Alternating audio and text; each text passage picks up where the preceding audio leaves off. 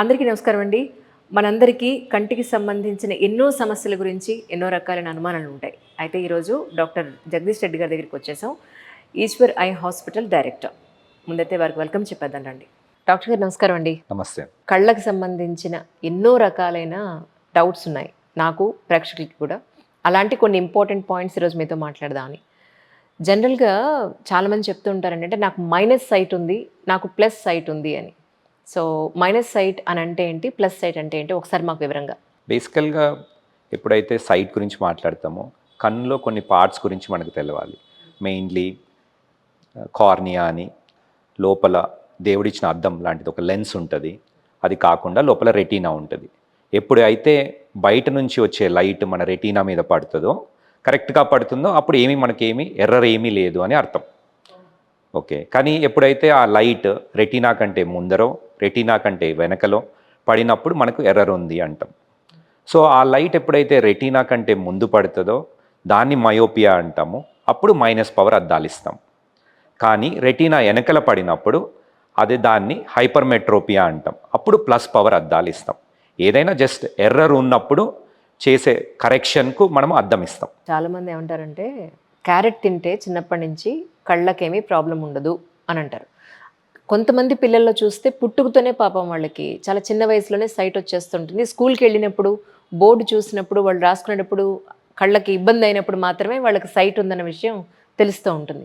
దీన్ని ఎలా మీరు చూస్తారు యాక్చువల్లీ? So good point. ఇక్కడ క్యారెట్స్ హెల్ప్ చేస్తుందా కంటికి అంటే డెఫినెట్లీ హెల్ప్ చేస్తుంది. కానీ పవర్ రాకుండా హెల్ప్ చేస్తుందా అనేది తప్పు. క్యారెట్స్లో యాక్చువల్గా చాలా మటుకు కెరోటినాయిడ్స్ అని ఉంటాయి యూజువల్గా. సో ఈ కెరోటినాయిడ్స్ను వైటమిన్ కన్నుకు కావాల్సిన ఎసెన్షియల్ న్యూట్రియంట్స్లో వైటమిన్ ఏ. ఆ వైటమిన్ ఏ ప్రొడ్యూస్ చేయడానికి ఈ కెరోటినాయిడ్స్ హెల్ప్ చేస్తాయి. సో అందుకని ఇట్ ఈస్ వెరీ హెల్ప్ఫుల్. కానీ అంటే వేరే నైట్ బ్లైండ్నెస్ కానీ, ఏజ్తో పాటు వచ్చే మ్యాక్యులర్ డీజనరేషన్ అనే జబ్బులు లాంటివి, అవన్నీ అరికట్టడానికి కొంచెం హెల్ప్ చేస్తుంది. కానీ డైరెక్ట్గా ఈ ఐ పవర్ తగ్గించడానికి హెల్ప్ చేయదు. ఈ ఐ పవర్ రావడానికి మనకు మెయిన్లీ కారణం వచ్చి ఇంతకుముందు మాట్లాడినట్లు కంటి ముందరో ఇమేజ్ పడ్డమో, కంటి రెటీనా వెనకల ఇమేజ్ పడ్డమో వల్ల వస్తుంది. సో వైటమిన్ ఏ కానీ క్యారెట్ కానీ దీనికోసం హెల్ప్ చేయలేదు. మీరు చెప్పినట్లు అవును, పుట్టుకతో కూడా కొంతమంది పిల్లలకి వస్తుంది. అంటే డెఫినెట్గా మనం అర్థం చేసుకోవాల్సినది ఇక్కడ ఏంటి అంటే, వెదర్ ది రిఫ్రాక్షన్ ఎర్రర్, ఈ పర్టికులర్ ఎర్రర్ ఏదైతే ఉందో డ్యూరింగ్ ద డెవలప్మెంట్ వస్తుంది. కొంతమందికి పుట్టుకతో కూడా వస్తుంది. పుట్టుకతో వచ్చేదానికి కొన్ని కారణాలు ఉంటాయి. ఆ పర్టికులర్ థింగ్స్ మనం కొన్నిసార్లు ఐడెంటిఫై కూడా చేయొచ్చు. అంటే పిల్లలు కొంచెం దగ్గరికి వెళ్ళి చూడడము, కన్ను ఒక పక్కకు స్క్వింట్ లాగా ఉండడము, ఇవి వచ్చినప్పుడు కొంచెం డాక్టర్ దగ్గరికి ముందరే వెళ్ళి డాక్టర్ని కన్సల్ట్ అవుతే మీకు ఎర్లీగా వచ్చిన రిఫ్రాక్టివ్ ఎర్రర్స్ కూడా తెలుస్తాయి. ఇది వెరీ ఇంపార్టెంట్. ఎందుకంటే చిన్నప్పుడు మనం కరెక్షన్ చేయకపోతే ఆ స్క్వింట్ తర్వాత ఫ్యూచర్ ఏజ్లో మనం ఎంత అద్దం పెట్టినా కూడా వాళ్ళకి ఫుల్ కరెక్షన్ కాదు. సో 100% మనము ఎర్లీ ఏజెస్లో కరెక్షన్ చేస్తే చాలా బెటర్ ఉంటుంది. సెకండ్ థింగ్, రావడానికి డెవలప్మెంటల్ ఏజ్ బై ఏజ్ పెరుగుతూ ఉండే కొద్దీ అంటిల్ 18 years ఏజ్ వరకు వాళ్ళకు కొంచెం పవర్ పెరుగుతూ ఉంటుంది, ఎర్రర్ పెరిగే ఛాన్సెస్ ఎక్కువ ఉంటాయి. ఎందుకంటే బాడీ డెవలప్మెంట్ జరుగుతుంటుంది, కన్ను సైజ్ పెరుగుతూ ఉంటుంది. సో డెఫినెట్గా ఎర్రర్స్ అనేటివి కొంచెం ఇంక్రీజ్ అయ్యే ఛాన్సెస్ ఎక్కువ ఉంటుంది. నేను చాలాసార్లు విన్నాను సార్, ఏంటంటే స్క్వింట్ని మేము చిన్నప్పుడే సర్జరీ చేయించాం కానీ మళ్ళీ నార్మల్ అయిపోయింది అని. సో ఎలాంటి పరిస్థితుల్లో మళ్ళీ స్క్వింట్ యాజ్ ఇట్ ఈస్గా మళ్ళీ బ్యాక్ వచ్చేస్తుంది అంటే ఏం చెప్తారు సార్? సో స్క్వింట్ అంటే బేసికల్గా ఒక కన్ను, రెండు కన్నులు సింక్రోనస్గా యాక్ట్ చేయట్లేదు, దూరం చూడడానికో దగ్గర చూడడానికి. కొంతమందికి దూరం చూడడానికి నార్మల్ ఉంటుంది, దగ్గరికి చూసేటప్పుడు అబ్నార్మల్ ఉంటుంది. అంటే బేసికల్గా అప్పుడు వాళ్ళు కొంచెం రిఫ్రాక్టివ్ ఎర్రర్స్ ఉంటాయి. అంటే దగ్గరికి ప్లస్ పవర్స్ అట్లా ఉన్నప్పుడు, మైనస్ పవర్స్ ఎక్కువ ఉన్నప్పుడు స్క్వింట్ ఎక్కువ ఉండడం కూడా ఒక కారణము. అది కాకుండా మజిల్ వీక్నెస్ వల్ల కూడా కొన్నిసార్లు స్క్వింట్ ఉంటుంది. ఈ మజిల్ వీక్నెస్ వల్ల మనం ఏదైతే స్క్వింట్ చేస్తామో డాక్టర్స్ డెఫినెట్గా అసెస్ చేస్తారు ఇయర్స్ బిఫోర్. ఇట్లా అంటే ప్రాబబ్లీ ఇంత కరెక్షన్ చేస్తే వీళ్ళకి ఇంత బెటర్ ఉంటుంది అని అసెస్ చేస్తారు. సో దాని అసెస్మెంట్ ప్రకారం వాళ్ళు ఎప్పుడైతే సర్జరీ చేస్తారో కొంచెము ప్లస్ సైడ్, అంటే కొంచెము ఓవర్ కరెక్ట్ అయినా కావచ్చు, అండర్ కరెక్ట్ అయినా కావచ్చు, వాళ్ళు ఫ్యూచర్ని కూడా ఆలోచించి చేస్తారు. సో ఈ పరిస్థితిలో డెఫినెట్గా కొంచెం డిఫరెన్స్ ఉండొచ్చు. It all depends on the expertise of the doctor, plus also మన డెవలప్మెంట్ ప్రకారం కూడా కొంచెం ఉంటుంది. కంప్లీట్గా వస్తుంది అనేది చెప్పడం ఉండదు అట్లా.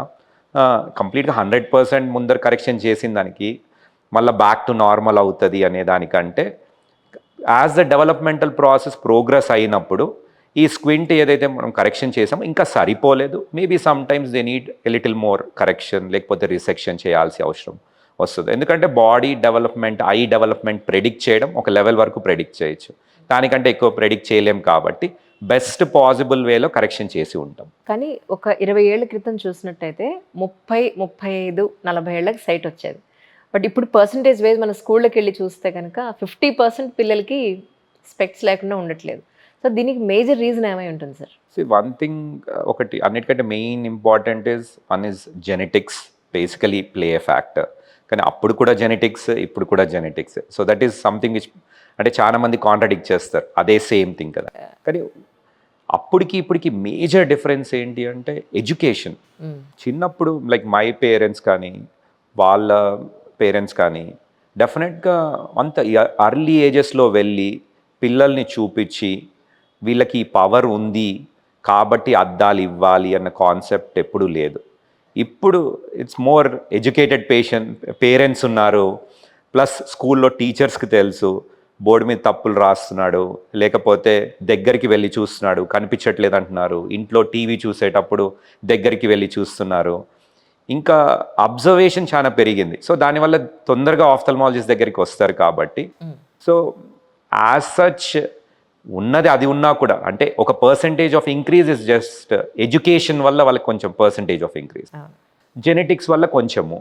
థర్డ్ థింగ్ ఏంటి అంటే డెఫినెట్గా ప్రూవెన్ కాదు కానీ ఎప్పుడైతే డిజిటల్ డివైజెస్ అట్లా యూజ్ చేస్తామో ఆస్టిగ్మాటిజం అని కొంచెం కార్నియా ఎర్రర్స్ వల్ల కొంచెం పవర్ ఇంక్రీజ్ కావడము, more of a sedentary life style అంటే ఇంట్లో కూర్చొని మోస్ట్ ఆఫ్ ద టైమ్స్ ఉన్నందుకు వైటమిన్ డి లేనప్పుడు కూడా కొన్ని కార్నియల్ కండిషన్స్ వల్ల కూడా కొంచెం పవర్ రావడము, ఈ రీజన్స్ వల్ల ఓవరాల్గా ఇట్ హెస్ ఇంక్రీజ్డ్. సో డెఫినెట్గా it's been there for a while అంటాను, ఉంది. కానీ one of the main reason ఏంటి అంటే ఎడ్యుకేషన్ ఇంక్రీజ్ అయినందుకు ఒక పర్సంటేజ్ ఆఫ్ ఇంక్రీజ్ అకౌంటెడ్ కాదు కాబట్టి అది ఇప్పుడు అకౌంటబుల్ ఉంటుంది కాబట్టి మనకు అట్లా అనిపిస్తుంది. అంతేనంటారు. సో పర్సంటేజ్ ఎలా ఉందంటే నేను రీసెంట్గా ఒక డెంటల్ డాక్టర్ని కలిసినప్పుడు ఆయన అదే అన్నారు, ఏమంటే 20 ఏళ్ల క్రితం చెరుకు గడల్ని డైరెక్ట్గా కొరికి తినేవాళ్ళం, జా సైజు చాలా పెద్దగా అన్ని పళ్ళు పట్టే విధంగా ఉండేది. ఇప్పుడు జా సైజ్ తగ్గిపోయింది. 20 ఏళ్ల క్రితం నాటికి ఇప్పటికీ చూస్తే జా సైజ్ తగ్గిపోయింది. ఎందుకంటే గట్టి పదార్థాలు మనం ఏమీ తినట్లేదు ఇప్పుడు. సో దానివల్ల ఏం చేస్తున్నాము, దాన్ని పళ్ళని లైనప్ చేయడం కోసం కొన్ని పళ్ళు తీసేసి ఆ జా సైజ్కి తగ్గట్టుగా పళ్ళని సెట్ చేస్తున్నాం ఇప్పుడు అని. సో కళ్ళలో కూడా ఇలాగే ఉందేమో అనేది నా doubt sir. Maybe quality life అని ఆలోచిస్తే మనం క్వాలిటీ లైఫ్ అనేది డెఫినెట్గా ఇప్పుడు అయితే చాలా అడల్ట్రేషన్స్ ఉంటాయి ఫుడ్స్లో, బట్ డెఫినెట్గా ఇవన్నీ వర్క్ అవుతాయి. కానీ యాక్చువల్గా మనం ఇప్పుడు తీసుకుంటే రిఫ్రాక్టివ్ ఎర్రర్స్ కాజ్ చేసే రీజన్స్ తీసుకుంటే మీరు ద మెయిన్ రీజన్ మన కంటి మీద నరం మీద లైట్ పడట్లేదు. So it has to be mainly genetic కన్నా ఉండాలి, లేకపోతే మనం యూజ్ చేసే డివైజెస్ వల్ల అట్లా కూడా ఆల్టరేషన్స్ వల్ల కంటి మీద అంటే మోర్ ఆఫ్ నియర్ విజన్ అయిపోయింది మనకి. ఇప్పుడు ఎంతసేపు ఫోన్స్ కానీ ఐప్యాడ్స్ కానీ బయటికి వెళ్ళి ఆడేది లేదు, కంబైన్డ్ విత్ దాంతో కలిసి వైటమిన్ డి ఒకటి. అది కాకుండా ఇప్పుడు కొంచెం జంక్ ఫుడ్ అట్లా తీసుకుంటున్నప్పుడు కూడా కొంచెము అలర్జీస్ అట్లా కూడా ఎక్కువ ఉంటాయి కంటికి. దానివల్ల కన్ను రబ్ చేసినప్పుడు కూడా కొన్ని కైండ్ ఆఫ్ రిఫ్రాక్టివ్ ఎర్రర్స్ వస్తాయి. సో అర్లీ ఏజెస్లో ఎప్పుడైతే కన్ను ఫామ్ అవుతుందో మనం రబ్బింగ్ కానీ పిల్లలు అట్లా ఎక్కువ చేస్తున్నప్పుడు కూడా ఈ రిఫ్రాక్టివ్ ఎర్రర్స్ ఎక్కువ కావడం వల్ల దాన్ని స్పెసిఫిక్గా ఆస్టిగ్మాటిక్ రిఫ్రాక్టివ్ ఎర్రర్స్ అంటాం, అంటే సిలిండ్రికల్ పవర్స్ ఉంటాయి. సో దానివల్ల కూడా కొంచెం ఇంక్రీజ్ ఉంది. సో ఓవరాల్గా ఈ 3 reasons are some of the reasons I can say for the increase. Cylindrical power అన్నారు. సిలిండ్రికల్ పవర్ అంటే ఏంటి సార్ ఎగ్జాక్ట్గా? అంటే కంట్లో ఎక్కడ ఏ పార్ట్ని మనం అలా పిలుస్తాం? అంటే సిలిండ్రికల్ పవర్ అంటే ఇప్పుడు బేసికల్గా మీరు ఇంతకుముందు అన్నారు ఒక మైనస్ లెన్సా ప్లస్ లెన్సా అని మీరు అడిగినప్పుడు యూజువల్గా ఒక కంటి నరం మీద పడట్లేదు అంటే ఒక ప్లస్ పవర్ లెన్సో ఒక మైనస్ పవర్ లెన్సో ఇస్తారు. ఆ లెన్స్ ఒక కాన్కేవ్ లెన్సో కాన్వెక్స్ లెన్సో అంటే అదొక స్పెరికల్ లెన్స్ అనమాట, అంటే లెన్స్ మొత్తము అదే పవర్ ఉంటుంది. కానీ ఈ సిలిండ్రికల్ పవర్లో ఏంటి అంటే కంటి నల్లగుడ్డు అంటే కార్నియా మనం చూడడానికి, ఆ కార్నియా ఏదైతే ఉంటుందో ఆ కార్నియాలో నుంచి ఎప్పుడైతే లైట్ పోయి కంటి నరం మీద పడుతుందో అది ఒకటే ఏరియాలో అంటే ఒక యాంగిలేషన్లో పడుతుంది అనమాట. ఆ యాంగిలేషన్లో పడ్డప్పుడు కరెక్ట్ చేసేదాన్ని సిలిండ్రికల్ పవర్ అద్దంతో కరెక్షన్ చేస్తాం. సో ఎప్పుడైతే సిలిండ్రికల్ పవర్ అద్దంతో కరెక్ట్ చేస్తామో దాన్ని ఆస్టిగ్మాటిజం అంటాం. సో అది కూడా ఒక ఎర్రరే.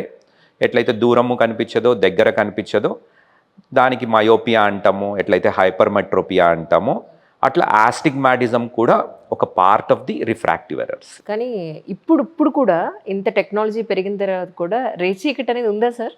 చూస్తున్నారా మీరు ఈ మధ్య ఏమన్నా? రేచీకటికి టెక్నాలజీకి అంటే important, education is important.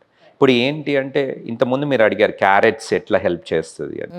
Vitamin A డెఫిషియన్సీలో మెయిన్గా one of the main causes అంటే లీడ్స్ టు యాక్చువల్గా ఈ రేచీకటి ఆర్ నైట్ బ్లైండ్నెస్. ఎప్పుడైతే గవర్నమెంట్ చేసే కొన్ని ప్రాజెక్ట్స్లో కూడా ఫోర్టిఫైడ్ ఫుడ్స్ అని ఇస్తారు. సో బేసికల్గా వాళ్ళ ఫుడ్స్లో కూడా వైటమిన్ ఏ వచ్చేటట్లు కూడా కొంచెం చూస్తారు. అది కాకుండా జనరల్గా కూడా ఇప్పుడు మామూలు పిహెచ్సిస్కి వెళ్ళినా కూడా హాస్పిటల్స్లో కూడా పిల్లలకు వైటమిన్ ఏ డెఫిషియెంట్ ఉన్నారు అని చెప్పి వాళ్ళకు వైటమిన్ ఏ సిరప్స్ ఇవ్వడము ఇవన్నీ ఎక్కువ అయినందువల్ల ఈ మధ్య కాలంలో నైట్ బ్లైండ్నెస్ ఈ వైటమిన్ ఏ డెఫిషియన్సీ వల్ల వచ్చేది చాలా తగ్గిపోయింది. కానీ డెఫినెట్గా నైట్ బ్లైండ్నెస్ వేరే కారణాల వల్ల కూడా ఉండొచ్చు. సమ్ నర్వ్ డెఫిషియన్సీస్లో ఆర్పిఎన్, రెటినైటిస్ పిగ్మెంటోసా అని అట్లా కొన్ని నర్వ్ ఎర్రర్స్ ఉంటాయి. అవన్నీ జెనెటిక్ ఎర్రర్స్. దాన్ని మనం వైటమిన్ ఏతో కరెక్ట్ చేయలేము. సో ఇట్లాంటి దానికి అయితే అవి కూడా చాలా మటుకు తగ్గిపోయాయి. ఎందుకంటే ఈ మధ్య జెనెటిక్ ఎర్రర్స్ ఏవైతే ఉంటాయో ముందే కౌన్సిల్ చేసుకుంటూ అంటే ఎంత ఎడ్యుకేషన్ ఇంపార్ట్ అయిందంటే పీపుల్కు అంటే ఇంతకుముందు marriages with in the family జరిగే మ్యారేజెస్ అవన్నీ ఎక్కువ ఉండే వల్ల కూడా జెనెటిక్ ఎర్రర్స్ ఎక్కువ ఉండేవి. అవి కూడా ఈ మధ్య కాలంలో చాలా పడిపోయాయి. సో విత్ ఈ కొన్ని రీజన్స్ వల్ల we see less night blindness. కానీ main thing for all this is education, more education in to the people. So డెఫినెట్గా there is a decrease in all these things. కానీ జనరలీ ఇప్పుడు హెరిడిటీలో వంశపారంపర్యంగా వాళ్ళకి ఎలాంటి ప్రాబ్లమ్స్ లేవు అనుకుందాం పిల్లల పాయింట్ ఆఫ్ వ్యూలో. సో బట్ ఎదిగే వయసులో పిల్లలకి ఎలాంటి ఫుడ్ పెడితే కమింగ్ ఫ్యూచర్లో అట్లీస్ట్ వాళ్ళకి సైట్కి అట్లీస్ట్ 30 ఏళ్ల పాటు వాళ్ళని దూరంగా ఉంచగలుగుతామని మీ ఉద్దేశం? ఫస్ట్ థింగ్ అన్నిటికంటే మోస్ట్ ఇంపార్టెంట్ ఫుడ్ అనేది ఏది స్పెసిఫిక్గా అంత ఏదైనా హెల్తీ బ్యాలెన్స్ డైట్ ఉండాలి. ఇప్పుడు మీరు చెప్పినట్లు వైటమిన్ ఏ తీసుకొని కూడా ఎక్కువ పెట్టినా మంచిది కాదు. సో హైపర్ విటమినోసిస్ అంటాం అనమాట, వైటమిన్ ఎక్కువ అయినప్పుడు. కొంతమంది పిల్లల్లో చూస్తాం కూడా ఎంత వైటమిన్ ఏ ఇస్తారు అంటే they also start changing the colour, అంత కెరోటినాయిడ్స్ ఉంటాయి. So basic so it is also not healthy. So ఏదైనా బ్యాలెన్స్డ్ డైట్ ఉండాలి. కానీ డిక్రీజింగ్ ద జంక్ ఫుడ్ ఏం చేస్తుంది అంటే బేసికల్గా లాట్ ఆఫ్ ఇరిటేషన్ కాజ్ చేస్తుంది ఐకి. సో ఐకి ఇరిటేషన్ కాజ్ చేసినప్పుడు రబ్ చేస్తారు. సో డెవలప్మెంటల్ ఏజెస్లో కొంచెం పవర్స్ రావడానికి కార్నియా వీక్ అయినప్పుడు కొన్ని పవర్స్, ఆస్టిగ్మాటిక్ పవర్స్ అట్లా వస్తాయన్నమాట. ఇంకా దానివల్ల కూడా ఇంకా ఫర్దర్ ప్రాబ్లమ్స్ కూడా రావచ్చు. అది ఒకటి. మంచిగా వైటమిన్ డి డెఫిషియన్సీ అరికట్టడానికి morning sunlight, sedentary life style లేకుండా ఉండి, అంటే చాలా మటు కొంతమంది వెళ్ళినా కూడా ఇంట్లోనే ఉండి ఆ ఇంట్లో ఉండడం వల్ల అలర్జీస్ పెరిగి దానివల్ల కూడా యూజువల్గా కన్ను రబ్ చేయడం స్టార్ట్ చేస్తారు. సో కొన్ని అవాయిడబుల్ ఫ్యాక్టర్స్లో ఏంటి అంటే ఇట్లా హెల్తీ లైఫ్ స్టైల్ ఫాలో అయ్యడం బెటరు, హెల్తీ ఫుడ్ తినడం బెటరు. అంతేకాని కంప్లీట్గా అవాయిడ్ చేయడం అనేది impossible. It is not possible. It is the nature of the eye development ప్రాసెస్లో వచ్చినది. రైట్. సో ఒక లెవెల్ వరకు యూ కెన్ స్టాప్ ఇట్, కానీ it's not completely solvable problem. డెఫినెట్గా ఇప్పటికి ఉన్న దాంట్లో అయితే there is a lot of increase కూడా. ఈ కపుల్ ఆఫ్ ఇయర్స్ బ్యాక్ మీరు ఏదైతే చెప్పారో డెఫినెట్గా there is an increase. Reasons ఇంతకుముందే మాట్లాడినప్పుడు what ever is the reason there is definitely an increase ఉంది. కాబట్టి అర్లీగా చూపించడము, ఎందుకంటే మనం అర్లీగా చూపించి కరెక్షన్ చేయకపోతే మోస్ట్ ఇంపార్టెంట్ పాయింట్ ఏంటి అంటే మనం 9 years లోపల వాళ్ళకి కరెక్ట్ చేయలేకపోయాం. అయితే అప్పుడు లోపల వాళ్ళకి ఫుల్ విజన్ రాకపోతే ఫర్దర్గా ఫ్యూచర్లో వాళ్ళకి ఐ ఇంప్రూవ్ అవుతుంది అనే ఛాన్సెస్ చాలా తగ్గిపోతాయి. ఆ పర్టికులర్ కండిషన్నే ఆంబ్లయోపియా అంటాం మేము యాక్చువల్గా. అంటే లేజీ ఐ, అంటే 9 సంవత్సరాలు పని చేయలేదు ఐ సరిగా, అంటే నీకు చూడట్లేదు, నువ్వు అద్దం ఇవ్వలేదు పేషెంట్కు. సో ఐ అనుకుంటుంది నా పని ఇంతే అనుకుంటుంది. సో అది it stops to A particular extent. నువ్వు అద్దం ఇచ్చినా దానికి ఫుల్ కరెక్షన్ రాదు. సో ఇట్ ఈస్, అందుకని ఇట్స్ బెటర్ ఏమన్నా ఉన్నా కూడా అట్లీస్ట్ మినిమం టు మినిమం అంటే 1 ఇయర్ ఆఫ్ పుట్టినప్పుడు ఎట్లా పిడియాట్రిషియన్ చూస్తాడు లైట్ వేసి, దాని తర్వాత ఒక 1 ఇయర్ తర్వాత మీ పిడియాట్రిషియన్ దగ్గరికి వెళ్ళినప్పుడు కూడా చూస్తాడు, గ్రాస్గా చూస్తాడు. సో 4th and 5th ఇయర్లో డెఫినెట్గా ఒక ఆఫ్థల్మాలజిస్ట్ దగ్గర చూపించడము, దాని తర్వాత every year until the age of 18 years వరకు చూపించడం చాలా ఇంపార్టెంట్. 18 ఇయర్స్ తర్వాత పెద్ద చేంజెస్ ఉండవు. సో 18 to 30 ఇయర్స్ వరకు, ఆల్మోస్ట్ 40 ఇయర్స్ వరకు పెద్దగా ఉన్న 40 ఇయర్స్ తర్వాత దగ్గర చూపు సరిగ్గా కనిపించకుండా ఉండడం బై ఏజ్ వల్ల వచ్చేటివి ఉంటాయి. సో మోస్ట్ ఇంపార్టెంట్ థింగ్ ఏంటంటే అంటిల్ ఫ్రమ్ 4 to 5 ఇయర్స్ దగ్గర నుంచి అంటిల్ 18 ఇయర్స్ వరకు కొంచెం రెగ్యులర్గా ఆఫ్థల్మాలజిస్ట్ కన్సల్టేషన్స్ ఉంటే బెటర్. ఇప్పుడు 2 రకాల ఐ టెస్టులు చూస్తూ ఉంటామండి జనరల్గా. ఒకటి మాన్యువల్ చేస్తూ ఉంటారు, ఇంకొకటి కంప్యూటరైజ్ చేస్తూ ఉంటారు. సో 2 ఒకటేనా, లేకపోతే దీనికి ఉండే స్పెషాలిటీ దానికే ఉందంటారా? యాక్చువల్గా కంప్యూటరైజ్డ్ ఐ టెస్టింగ్ అనేది మెయిన్లీ డాక్టర్కు హెల్ప్ చేయడానికి అంతే. ఇట్ ఈజ్ ఎట్లా అంటే పేషెంట్ వెళ్ళి నేను కంప్యూటరైజ్ ఐ టెస్టింగ్ చేయించుకోవాలని ఏదో ఒక స్టోర్కి వెళ్ళి చేయించుకొని ఆ రీడింగ్స్ ఇస్తే అది దానికి ఏమీ వాల్యూ లేదు. ఎందుకు అంటే ఒక ఆప్టోమెట్రిస్టో, ఒక క్వాలిఫైడ్ ఆప్టికల్ టెక్నీషియను, ఒక డాక్టరో చూసి ఆ ఆటోమేటెడ్ రీడింగ్స్ను పర్సన్ మీద పెట్టి చూసి ఎంత పవర్ వస్తుంది వాళ్ళకు. అంటే ఇప్పుడు సిస్టము ఒక -3 ఇచ్చి ఉండొచ్చు, కానీ మీకు -1 ఉండొచ్చు. సో దానికి వేరియస్ రీజన్స్ ఉన్నాయి. It's just a machine. అంటే బెటర్ అవుతున్నాయి కానీ machines they are not 100% accurate. కంటి కండిషన్స్ బట్టి కొన్నిసార్లు రాంగ్ రీడింగ్స్ కూడా ఉంటాయి. సో జస్ట్ మనం అది కంప్యూటర్ నుంచి వచ్చింది కదా అని చెప్పి ఆ రీడింగ్ తీసుకొని మనం వాళ్ళకి అర్థం ఇవ్వలేం. సో అది కంపల్సరీ పేషెంట్ మీద ట్రై చేసిన తర్వాతనే, మాన్యువల్గా చూసిన తర్వాతనే మనం ఇవ్వాలి 100%. లేకపోతే పేషెంట్ హ్యాపీ ఉండడు. సో డెఫినెట్గా మళ్ళా రీచెక్ చేయాల్సి వస్తుంది. కొన్నిసార్లు తెలియకుండా వాళ్ళు అట్లనే పెట్టుకుంటూ ఉంటారు. ఒక 1-2 ఇయర్స్ తర్వాత 3 ఇయర్స్ తర్వాత నువ్వు ఆఫ్థల్మాలజిస్ట్ దగ్గరికి వెళ్ళి నాకు తలనొప్పి వస్తుంది, నేను అద్దాలు పెట్టిన తర్వాత నాకు అన్కంఫర్టబుల్గా ఉందని కూడా చూస్తాం. వాళ్ళు ఆల్రెడీ కొన్ని ఇయర్స్ అట్లనే రాంగ్ అద్దాలు పెట్టుకునే తిరుగుతూ ఉంటారు. సో డెఫినెట్గా 2 ఉండాలి. మాన్యువల్ అయితే 100% అయితే ఉండాలి.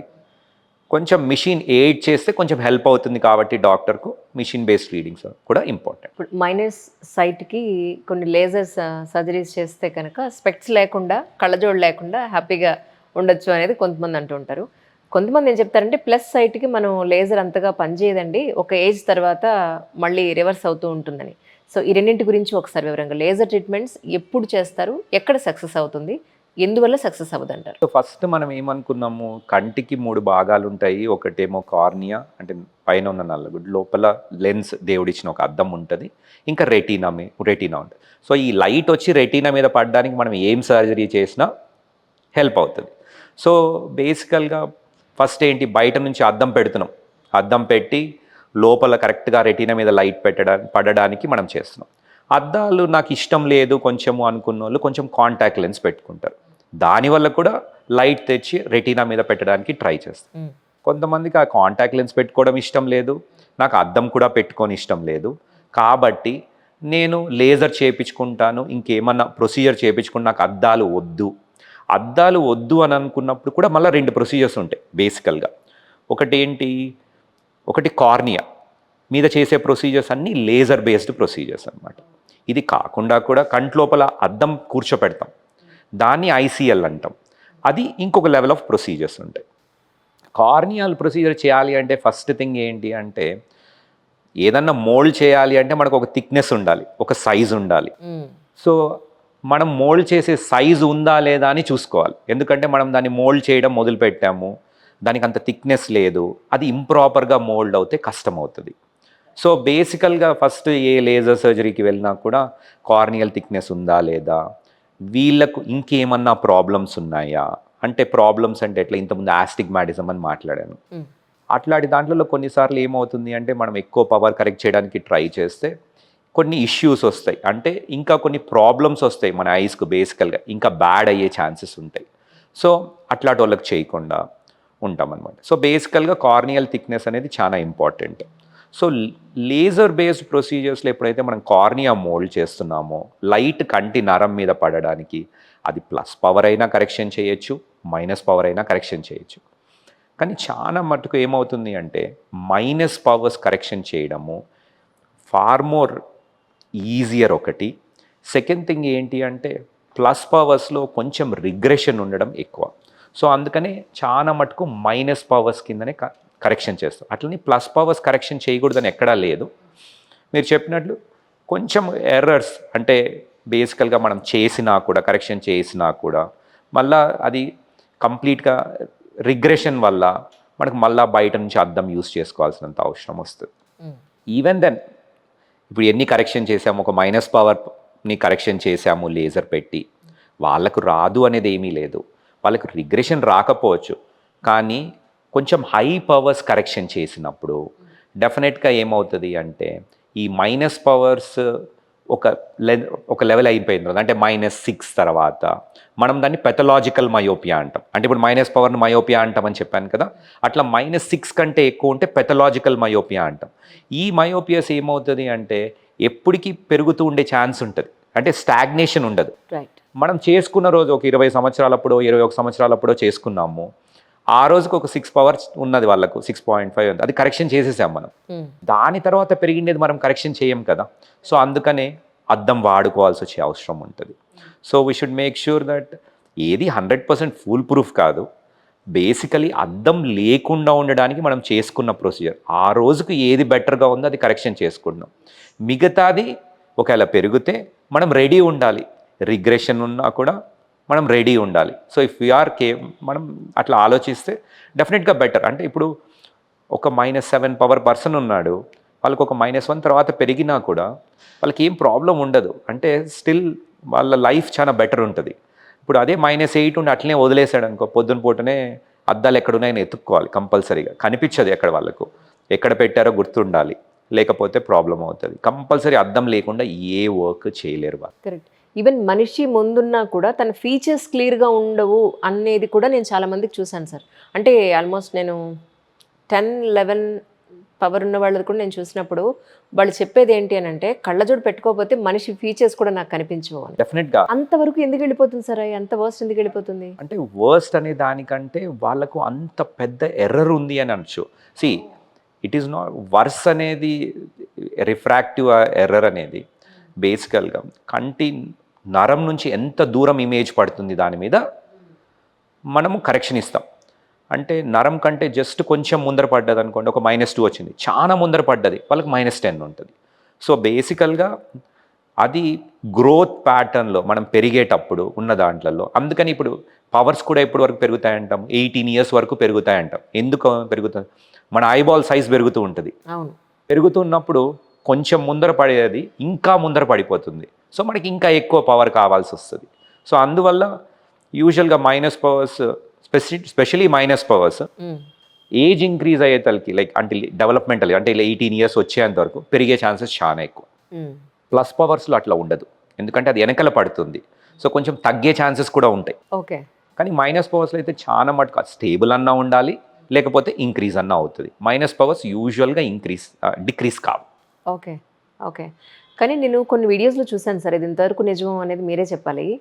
బట్ మన పాతకాలం పద్ధతుల్లో చేసే యోగా ఏదైతే ఉందో అది మన కంటి నరాలకి, అంటే టోటల్ బాడీ ప్లస్ కంటి నరాలు కూడా ప్లస్ అక్కడున్న మజిల్స్ ఇవన్నీ కూడా చాలా హెల్దీగా ఉండడానికి ఉపయోగపడుతుంది. యోగా చేస్తే కొంతవరకు కంటికి ఉపయోగపడుతుంది అనేది విన్నాను, ఇది ఎంతవరకు నిజం సార్? డైరెక్ట్గా యోగా మంచిది కాదు అని నేను ఎక్కడ అన్నాను. Yoga is definitely healthy. But ఇంతకుముందు నేను మాట్లాడినట్లు ఇప్పుడు మనం యోగా చేసినంత మాత్రాన సైట్ రాకుండా పోదు. లైట్ వచ్చి కంటి నరం ముందర పడేది కంటి నరం మీద పడదు. కానీ ఒక కైండ్ ఆఫ్ పీపుల్ మనం ఏమనుకుంటాము అంటే మనం చేస్తున్నాం యోగా నుంచి, నాకు కొంచెం ఇంప్రూవ్మెంట్ ఉంది, ఇంతకుముందు కనిపించేది కూడా నాకు కనిపిస్తుంది అని అంటాం. కానీ అట్లా కాకపోయినా కూడా జస్ట్ మన ఎంత పవర్ ఉన్నా కొంచెం మనము ఐ స్క్వీజ్ చేసి చూస్తే మనకు మంచిగా కనిపిస్తుంది. సో మనము అదంతా ఒక ఫీలింగ్ మనకు డెఫినెట్గా. మజిల్ ఉంది, స్క్వింటింగ్ ఉంది కొంచెము పక్కకు, ఎక్సర్సైజెస్ మేమే చెప్తాం. కంటికి కూడా ఎక్సర్సైజ్ ఉంటాయి అంటే రోల్ చేయండి side to side, upwards downwards, అట్లా ఎక్సర్సైజెస్ కొన్నిసార్లు మజిల్ వీక్నెస్ ఉన్నప్పుడు మేమే చెప్తాము. సో అట్లాంటివి డెఫినెట్గా వర్క్ అవుతాయి. కానీ కంటి చూపు బెటర్ అవుతుంది యోగాతో అనే దానికి సైంటిఫిక్గా అయితే నాట్ ప్రూవన్. చాలా మంది ఈరోజు స్క్రీన్కి ఎక్కువ కళ్ళు ఎక్స్పోజ్ అవుతున్నాయి కాబట్టి కళ్ళు మంటలు అనేవి చాలా కామన్గా కనిపిస్తూ ఉన్నాయి సార్. సో అలాంటప్పుడు ఏదో ఒక డ్రాప్స్ తెప్పించుకుని కళ్ళలో వేసేసుకుంటూ ఉంటారు. సో కళ్ళు మంటలు రావడానికి మేజర్గా రీజన్ ఏంటి? కొంతమంది ఏం చెప్తారు, నాకు వేడి చేసేసింది బాగా, సో అందుకని కళ్ళు మంటలు వస్తున్నాయి అంటారు. సో కళ్ళు మంటలు రావడానికి మేజర్గా రీజన్ ఏంటి? వచ్చినప్పుడు డ్రాప్స్ పాయింట్ ఆఫ్ వ్యూలో మీరు ఎలాంటి కేర్ చెప్తారు సార్? సో కన్ను మంటలు రావడానికి ఫస్ట్ ఆఫ్ ఆల్ మంట అంటే బర్నింగ్ సెన్సేషన్ కానీ మెయిన్లీ వన్ ఆఫ్ ద కంప్లైంట్తో వచ్చేది. అండ్ చాలా మటుకు మంది లైక్ సాఫ్ట్వేర్ ఇంజనీర్స్ ఉంటారు, వాళ్ళందరూ టిపికల్గా వచ్చి నేను చాలా స్క్రీన్ టైం ఉంది నాకు అందుకనే కళ్ళు మండుతున్నాయని వాళ్ళే డిసైడెడ్తో వస్తారు. సో బేసికల్గా ఏమవుతుంది అంటే కన్ను మంట ఉండాలి అంటే కంటి మీద ఉన్న నీటి పొర దెబ్బతిని ఉండాలి. ఓకే, సో కంటి మీద నీటి పొర కూడా లేయర్స్ ఉంటాయి. ఆ నీటి పొర లేయర్స్లో ఒకటేంటి అంటే జస్ట్ ఎక్కువ స్క్రీన్ టైం చూసినప్పుడు మనం సరిగా బ్లింక్ చేయం.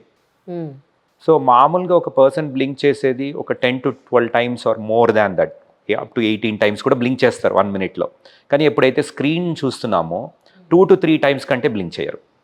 సో బేసికల్గా మనం బ్లింక్ చేయనప్పుడు ఏమవుతుంది, టియర్ ఫిల్మ్ సరిగా ఫామ్ కాదు. దాన్ని టియర్ ఫిల్మ్ ఫామ్ కానప్పుడు తొందరగా డ్రై అయిపోతుంది ఐ. సో ఆ డ్రైనెస్ వల్ల బర్నింగ్ సెన్సేషన్ వస్తుంది. ఇది ఒక వన్ ఆఫ్ ద రీజన్స్. అంటే ఎక్కువ యూసేజ్ ఆఫ్ డిజిటల్ డివైజెస్ వల్ల మనకు బర్నింగ్ వస్తుంది, ఎందుకంటే మనం బ్లింక్ సరిగ్గా చేయం కాబట్టి. అందుకని యూజువల్గా ఏం చేస్తాం, నువ్వు ఆల్రెడీ వర్క్ చేస్తున్నా కూడా ఒక మధ్యలో ఒక 1 అవర్కు ఒక 1-2 మినిట్స్ బ్రేక్ తీసుకొని కొంచెం రిలాక్స్ కండి, కంటిన్యూస్గా చూడకండి అని చెప్తాం వెన్ దర్ కాన్సన్ట్రేటింగ్ ఆన్. ఇంకా వేరే రీజన్స్ కూడా ఉంటాయి బర్నింగ్. ఏదైతే నేను అన్నానో టియర్ ఫిల్మ్ సరిగా లేదు అని చెప్పానో, ఈ టియర్ ఫిల్మ్ అనే దాంట్లో కూడా మంచిగా ఉండడానికి కంటి దగ్గర కొన్ని గ్లాండ్స్ ఉంటాయి, మెబోవియన్ గ్లాండ్స్ అని. అవి ఆయిల్ సెక్రీటింగ్ గ్లాండ్స్ అనమాట. సో ఇప్పుడు మనం మామూలుగానే బ్లింక్ చేస్తాం, కానీ ఆ ఆయిల్ ఎప్పుడైతే ఉండదో సరిగా అప్పుడు తొందరగా ఎవాపరేట్ అయిపోతాయి. సో ఎవాపరేట్ అయినప్పుడు కూడా బర్నింగ్ సెన్సేషన్ వస్తుంది. సో దానికి కొన్ని కారణాలు ఏంటి, ఆ మెబోవియన్ గ్లాండ్స్కి ఇన్ఫెక్షన్ రావడము, లేకపోతే ఇంతకుముందు మాట్లాడినట్లు too much of junk food అన్నా కదా, అట్లాంటి తీసుకున్నప్పుడు కూడా ఆయిల్ ఆల్టర్ అవుతుంది అనమాట. ఎట్లయితే మనకు పింపుల్స్ వస్తాయో అట్లా ఆయిలీ సెక్రీషన్ గ్లాండ్స్ డ్యామేజ్ అవుతాయి. అవి డ్యామేజ్ అయినప్పుడు యూజువల్గా సో కంటి మీద నీటి పొర ఎక్కువ టైం ఉండదు. సో అప్పుడు కొంచెం కంటికి వేడి నీళ్ళతో కాపడం అట్లా పెట్టుకుంటే ఆ గ్లాండ్స్ కొంచెం బెటర్ అయ్యే ఛాన్సెస్ ఉంటాయి. సో అసలు ఏ రీజన్ వల్ల వాళ్ళకి బర్నింగ్ సెన్సేషన్ ఉంది అని తెలవడానికి ఒక ఆఫ్థల్మాలజిస్ట్ని కన్సల్ట్ చేస్తే it is usually better. Okay. So ఈ డ్రగ్స్ వాడేటప్పుడు, ఈ డ్రాప్స్ వాడేటప్పుడు కూడా ఉంటుంది. ఇప్పుడు జస్ట్ డ్రైనెస్ వల్ల అంటే ఏ లేయర్ ఆఫ్ టియర్ ఫిల్మ్ పోయిందో దాని ప్రకారం బెటర్ డ్రాప్ సజెస్ట్ చేయగలడు ఆఫ్థల్మాలజిస్ట్. ఇప్పుడు మామూలుగా మెడికల్ స్టోర్కి వెళ్ళి ఊరికే లూబ్రికేటింగ్ డ్రాప్స్ అని తీసుకుంటే అది వర్క్ అవుతుంది, కానీ it will not completely solve the problem. అంటే ఏ ప్రాబ్లం ఉంది వాళ్ళకి, జస్ట్ ఇప్పుడు లేయర్స్లో ఆయిలీ లేయర్ ప్రాబ్లం ఉందనుకోండి, మామూలుది తీసుకుంటే సరిపోదు, దానికి మళ్ళీ సపరేట్గా ఉంటుంది. సో దాన్ని ఎట్లా బెటర్ చేసుకోవాలి, ఆయిలీ సెక్రీషన్స్ ఉంది అయినా ఎట్లా బెటర్ చేసుకోవాలి, అట్లా దాని ప్రకారం ఒక ఆఫ్థల్మాలజిస్ట్ కన్సల్ట్ అయిన తర్వాత తీసుకుంటే మోర్ బెటర్ ఆప్షన్ అంట. ఇప్పుడు ఇందాక మీరు కళ్ళు రెప్పలు వేయడం గురించి మాట్లాడినప్పుడు, బ్లింక్ చేయడం గురించి మాట్లాడినప్పుడు కొంతమంది ఎక్కువగా బ్లింక్ చేస్తూ ఉంటారు సార్, అది కూడా సైట్ వల్లేనా? ఎక్కువ మంది ఎక్కువ సార్లు బ్లింక్ చేసేవారు అనే దానికి యూజువల్గా పిల్లల్లో చూస్తాం, ఎల్డర్స్ కంటే మోస్ట్ ఆఫ్ ద కిడ్స్లో చూస్తాం. అంటే ఒకటేంటి అంటే వాళ్ళంతకు వాళ్ళే సెల్ఫ్ డ్రై అయిపోయింది అని చెప్పి కొంతమంది పిల్లలు చేస్తారు, అదే అలవాటు అయిపోతుంది వాళ్ళకు, అది ఒక కైండ్ ఆఫ్ బ్లింకింగ్. కొంతమందిలో కొంచెము వైటమిన్ డిఫిషియన్సీ వల్ల కూడా ఎక్కువ బ్లింకింగ్ ఉండే ఛాన్స్ ఉంటుంది. సో డ్రైనెస్ వల్ల దీనివల్ల కూడా ఎక్కువ బ్లింకింగ్ ఉంటుంది. బ్లింకింగ్కు యాక్చువల్ సైట్కు అంటే రిఫ్రాక్టివ్ ఎర్రర్కు పెద్ద రిలేషన్ ఉండదు. బ్లింకింగ్ ఈజ్ కంప్లీట్లీ కొంచెం డిఫరెంట్. సో బ్లింకింగ్ ఎక్కువ ఉంది కాబట్టి వీళ్ళకి సైట్ ఉంది అని చెప్పలేము. సో ఇట్స్ బెటర్ అగైన్ అదే సేమ్ థింగ్, డ్రైనెస్ ఏమన్నా ఉందా లేదా చూసుకోవాలి, ఏమన్నా నర్వ్ డిఫెక్ట్స్ ఏమన్నా ఉన్నాయా చూసుకోవాలి. So again it's a process, మళ్ళీ ఒక consult and then we can tell. కళ్ళు డ్రై అయ్యాయి అనడానికి కొన్ని సిమ్టమ్స్లో కళ్ళలో సడన్గా ఒక బాణం వచ్చి గుచ్చుకున్నట్టుగా, ఒక సూది వచ్చి గుచ్చుకున్నట్టుగా అనేంతగా ఉంటుంది కొంతమందికి అని అంటారు. నిజానికి కళ్ళు డ్రై అవ్వడం అని అంటే సిమ్టమ్స్ ఎలా ఉంటాయి sir? So first of all dryness అంటే ఇప్పుడు మన బర్నింగ్ సెన్సేషన్ అని ఇంతకుముందు మాట్లాడాం. అది అన్నిటికంటే మోస్ట్ కామన్. ఓకే. ఇంకోటి మీరు అన్నారు ఫారెన్ బాడీ సెన్సేషన్, బేసికల్గా ఏదో ఇసుక పడ్డట్లు గుచ్చుకున్నట్లు అట్లాంటి ఫీలింగ్ ఉంటుంది. అది రెండోది. కానీ ఇవన్నీ డ్రైనెస్ను డైరెక్ట్గా కంట్రోల్ అంటే ఇప్పుడు మనం డ్రైనెస్ అని చెప్పిన దానికి ఈ ఫారెన్ బాడీ సెన్సేషన్ కానీ కొన్నిసార్లు వాటరింగ్ ఉండి కూడా డ్రైనెస్ ఉంటుంది. అంటే వాటరింగ్ ఎందుకు ఉంటుంది, ఆ కంటి నీటి పొర ఏదైతే ఉందో, ఆ టియర్ ఫిల్మ్ ఏదైతే ఉందో అది కంటి మీద ఎక్కువసేపు నిలవట్లేదు. ఎందుకంటే దాంట్లో ఆయిల్ సరిగా లేదు. సో అది తొందరగా బ్రేక్ అవుతుంది. రైట్. సో తొందరగా బ్రేక్ అయినప్పుడు కూడా వస్తుంది. సో ఈవెన్ వాటరింగ్ ఉన్నా కూడా మీకు డ్రైనెస్ ఉండే ఛాన్సెస్. సో బేసికల్గా ఎప్పుడైతే మీరు ఆఫ్థల్మాలజీ దగ్గరికి వస్తారో వాళ్ళు బేసికల్గా అసెస్ చేస్తారనమాట, ఈ టియర్ ఫిల్మ్ ఎంత టైం లోపల బ్రేక్ అవుతుంది అని చూసుకుంటారు. సో మేము మా మిషన్లో చూసిన స్లిట్ ల్యాంప్ అని ఉంటుంది, దాంట్లో it's like A microscope. VC చూసినప్పుడు ఇది తొందరగా బ్రేక్ అవుతుందా లేదా అని కొంచెం ఐడియా వస్తుంది. సో కంబైన్డ్ విత్ ఈ గ్లాన్స్ అన్నీ ఎట్లా వర్క్ అవుతున్నాయి, ఇంతకుముందు మాట్లాడాను మెమోబియన్ గ్లాన్స్ అన్ని, అవన్నీ కూడా ఒకసారి అసెస్ చేసుకుంటాం. అసెస్ చేసుకొని చెప్పగలం. డైరెక్ట్గా పేషెంట్కు తెలవడానికి అంటే కొంచెం మంటలు ఉండడము, గుచ్చుకోవడము తప్పితే వాళ్ళకి అంత పెద్దగా తెలవదు. ఉండకపోవచ్చు. డ్రైనెస్ ఉండి పేషెంట్కు తెలవకుండా కూడా ఉండొచ్చు. కొన్ని ఇయర్స్ బట్టి అట్లనే ఉంటారు, వాళ్ళ ఐ డ్రై అయిపోతుంది అని తెలవకుండా కూడా ఉండొచ్చు. రైట్. కానీ బీపీ కానీ, హై బీపీ కానీ, లో బీపీ కానీ, షుగర్ కానీ ఉన్న వాళ్ళకి ఎలాంటి కంటి సమస్యలు వచ్చే అవకాశం ఉందండి? ఇప్పుడు బీపీ, బ్లడ్ ప్రెషర్ కానీ, అంటే హైపర్టెన్సివ్ ఉన్నా, డయాబెటీస్ ఉన్నా కూడా మోస్ట్ ఆఫ్ ద టైమ్ ఏమవుతుంది అంటే దీనివల్ల కంటి నరం దెబ్బతింటుంది. సో కొన్నిసార్లు కంట్రోల్డ్ ఎంత మంచి కంట్రోల్లో ఉన్నా కూడా డయాబెటీస్ కొన్ని ఇయర్స్ తర్వాత ఆటోమేటిక్గా చాలా మందిలో డయాబెటిక్ రెటినోపతి చూస్తాం. డయాబెటిక్ రెటినోపతి అంటే బేసికల్గా కంటి నరము డయాబెటీస్ వల్ల దెబ్బతింటుంది. అట్లనే బీపీ, హైపర్ టెన్షన్ వల్ల దెబ్బతింటుంటే హైపర్టెన్సివ్ రెటినోపతి అంటాం. ఓకే. కానీ హైపర్టెన్సివ్ రెటినోపతి, ఈ డయాబెటిక్ రెటినోపతి డెఫినెట్గా ఒక డాక్టర్ దగ్గరికి వెళ్ళి కంటి నరం చూస్తేనే డాక్టర్కి అర్థమవుతుంది. సో దాన్ని బేసికల్గా మనం ఫండస్ ఎగ్జామినేషన్ అంటాం. డాక్టర్ దగ్గరికి వెళ్తాము, డ్రాప్స్ వేస్తారు, ఫస్ట్ రిఫ్రాక్షన్ అంతా చేసిన తర్వాత డ్రాప్స్ వేస్తారు. అప్పుడు ఏదైతే మన కంటి పాప ఉంటుందో అది పెద్దగా అవుతుంది. అప్పుడు వైడర్ వ్యూ ఉంటుంది చూడడానికి డాక్టర్. రైట్. సో కంటి నరం అంతా ఎట్లా ఉంది అని అసెస్ చేయడానికి. మెయిన్ గుర్తుపెట్టుకోవాల్సినది ఏంటి అంటే ఈ డయాబెటిక్స్ కానీ, హైపర్టెన్సివ్స్ కానీ సడన్ చేంజెస్ ఇన్ విజన్ ఉంటే, అంటే ఒక లాస్ ఆఫ్ విజన్ ఉన్నా, లేకపోతే ఫ్లోటర్స్ కంట్లోపల ఏదో తిరుగుతూ ఉన్నట్లు ఉన్నా, లేకపోతే చూసిన ఆబ్జెక్ట్ కొంచెం క్రాస్గా కనిపిస్తూ ఉన్నా, లేకపోతే చూస్తున్న ఏరియాలో ఏదైనా బ్లాక్ స్పాట్ లాగా ఉన్న మధ్యలో, ఇవన్నీ ఆర్ కొంచెం అలార్మింగ్ సైన్స్ అనమాట. వాళ్ళంతకు వాళ్ళకి తెలియదు లోపల ఏమవుతుందో. సో ఇట్లా ఉంది అన్నప్పుడు ఒక ఆఫ్థల్మాలజిస్ట్ దగ్గరికి వెళ్ళి చూపించుకుంటే బెటర్. అది కాకపోయినా కూడా స్పెషలీ డయాబెటిక్స్ అండ్ హైపర్టెన్సివ్స్ ఎప్పుడైతే కంట్రోల్లో ఉన్నా లేకపోయినా ప్రతిసారి అట్లీస్ట్ 1 ఇయర్కు 6 months to 1 year ఒకసారి వెళ్ళి ఆ డైలేటెడ్ ఫండస్ ఎగ్జామినేషన్ చేసుకొని అసెస్ చేయించుకోవడం చాలా బెటర్. ఒకసారి అసెస్ చేస్తే నెక్స్ట్ టైం డాక్టర్ చెప్తాడు కొన్ని చేంజెసే ఉన్నాయి నీకు, కొన్ని చేంజెస్కు జస్ట్ షుగర్ కంట్రోల్స్లో పెట్టుకోండి సరిపోతుంది అంటారు. ఇంకా కొంచెం ఎక్కువ చేంజెస్ ఉన్నాయి, ప్రాబ్లమ్స్ ఉన్నాయి, ఏమి కావాలి, లేజర్స్ కావాలా, ఇంజెక్షన్స్ కావాలా, అట్లా కూడా చెప్తారు. సో వాళ్ళే చెప్పగలరు నెక్స్ట్ టైం నీకు 6 months వరకు ఏమీ ప్రాబ్లం లేదు, ఆల్ ఫైన్, లేకపోతే నీకు 1 year వరకు నువ్వు తర్వాత. సో యూజువల్గా 1 year కంటే ఎక్కువ అయితే ఏది ఉండదు. సో ఎవ్రీ 1 year ఒకసారి వచ్చి రెటీనా చూపించుకోవడం బెటర్. రైట్. ఇప్పుడు క్యాట్రాక్ట్ ఆపరేషన్స్ అంటూ ఉంటారు. క్యాట్రాక్ట్ ఆపరేషన్ అంటే ఏంటి, క్యాట్రాక్ట్ అనేది ఎందుకు వస్తుంది, అసలు చేసిన తర్వాత మళ్ళీ రిపీట్ అవ్వకుండా ఉండే అవకాశం ఉంటుందంటారు? బేసికలీ అప్పటి నుంచి మాట్లాడుతున్నాం, దేవుడు ఇచ్చినది ఒక లెన్స్ ఉంటుంది కంటి లోపల అని చెప్పి, దాని నుంచి లైట్ పాస్ అయ్యి కంటి నరం మీద పడాలి.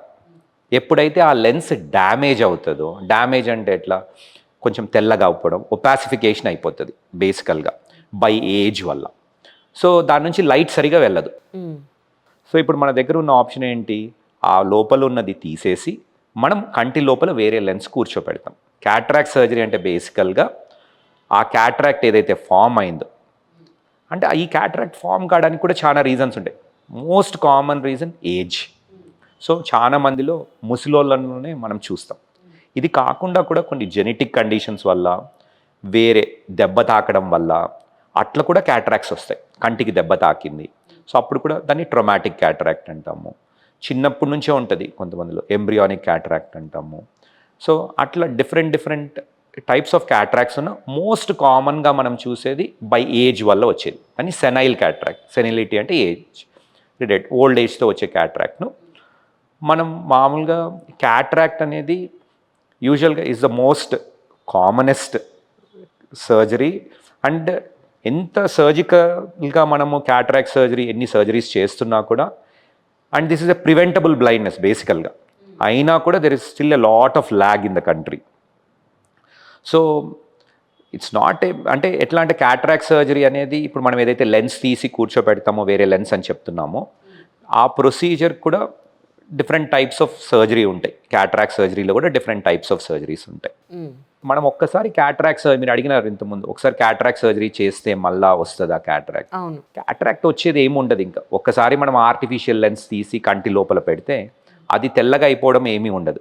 కానీ మనం దేని మీద అయితే కూర్చోపెట్టామో లెన్స్, దాని వెనకల కొంచెం తెల్ల పొరలాగా వచ్చి ఒకసారి లేజర్ చేసే అవసరం పడచ్చు. కానీ క్యాటరాక్ట్ అయితే మళ్ళీ రిపీట్ కాదు. And it's a very safe surgery కూడా.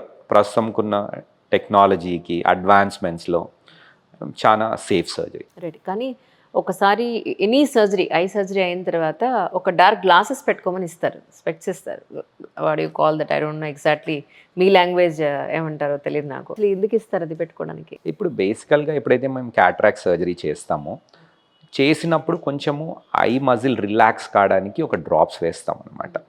సో దాని ద్వారా ఏమవుతుంది అంటే ఎక్కువ లైట్ పాస్ అవుతూ ఉంటుంది. సో నేను ఇప్పుడు బ్లాక్ అద్దాలు ఇవ్వలేదు అనుకోండి, మీకు లైట్ ఎక్కువ పాస్ అవుతున్నప్పుడు మీకు అన్కంఫర్టబుల్ అనిపిస్తుంది ఒకటి.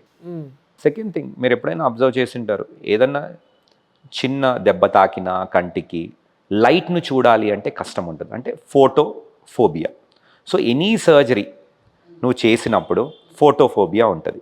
సో దాన్ని డిక్రీజ్ చేయడానికి అని చెప్పి యూజువల్గా లైట్ సెన్సిటివ్, అంటే లైట్ లేకుండా, అంటే ఇప్పుడు డార్క్ గ్లాసెస్ అంటారు మీరు, సేమ్ థింగ్.